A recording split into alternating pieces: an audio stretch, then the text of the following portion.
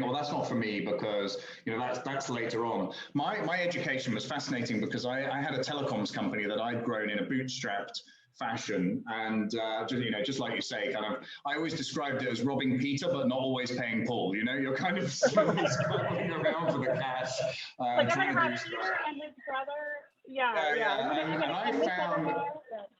And I found this little mobile phone company down the road. It was a 13-year-old business. It had about 1,000 active customers, which is about what we would connect in a year doing normal, you know, sales and marketing sort of activity.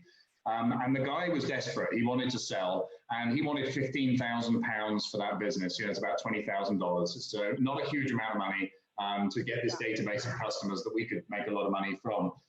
But at the time, I had two choices: pay my staff or pay my credit cards. You know, I didn't have this third choice, which was give this guy £15,000 for his business. And so, as they say, necessity is the mother of invention. I just kind of tried a million different ways to do it without putting any cash up front. And eventually it worked. And we managed to acquire this company without any cash up front, paying in the money over a period of time. And we grew by a year's worth of sales in an afternoon. Now, that wasn't a very sophisticated structure. And since then, we've developed the ideas and come up with much cleverer ways of doing it. But the main point remains the same. It's how do you grow through acquisition without putting cash in up front, without having institutional banks or institutional lenders coming into the picture. And it's about creating a deal structure that works for both parties, but doesn't require you to have lots of capital. And that's the key in the book. In Go Do Deals, I talk about how you find those opportunities, how you structure the deals, how you